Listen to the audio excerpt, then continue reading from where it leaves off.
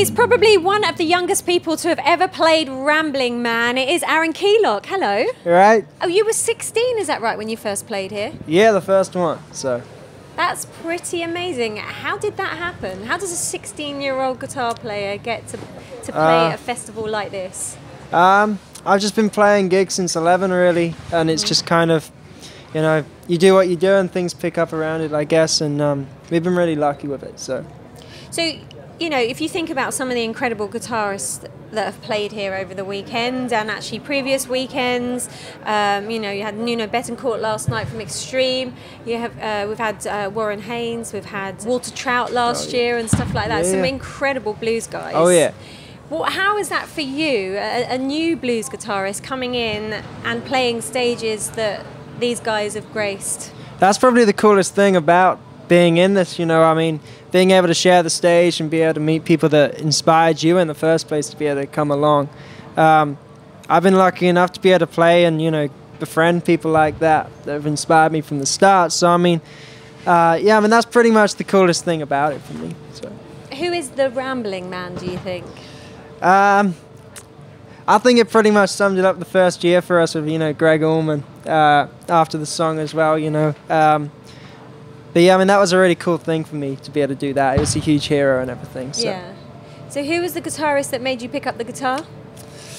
Oh, it was a whole group, really. I mean, I was getting into just 70s classic rock from the age of 6, and then into everything from Muddy Waters to B.B. King from 9. So, I mean, a pretty broad spectrum altogether. But.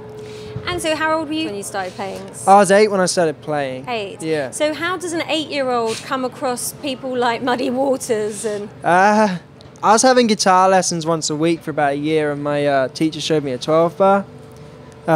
And I just went home and listened to it, and I guess I caught the bug. So.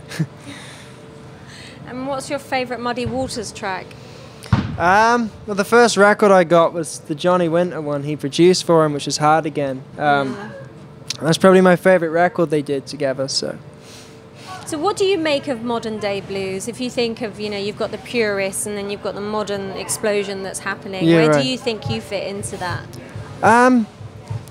Again, it's something you don't really think about. I mean, there's a lot of cool people I really like coming out now, and it's always been the music that's been there, whether it's fashionable or not. And that's kind of what I've always loved about it.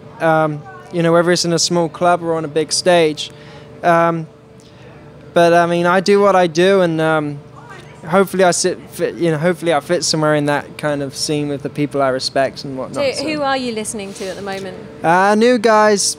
This guy in America, Marcus King Band.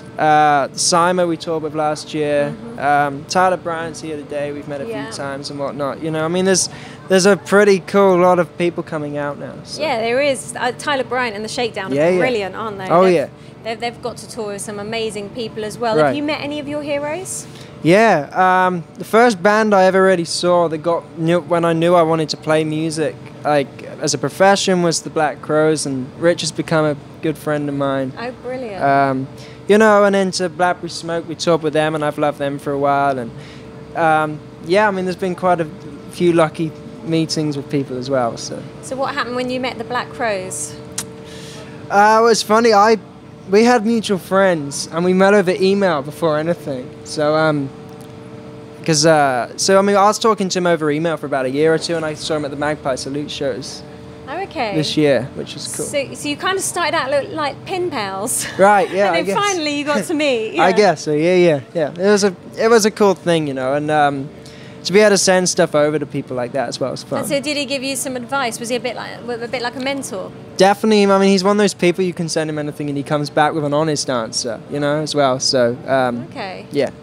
So I have to ask, where is that accent from? Because it does sound a little bit American. Yeah, I don't know. Have you spent a lot of time over there? I did as a kid, yeah. I used to go over there a couple of times a year. And you listen to that music as well. I mean, from 8 years old listening to Muddy Waters and B.B. King, I guess. Yeah. I don't Brilliant. Okay, it's Aaron Keylock. Thank you. Thank you.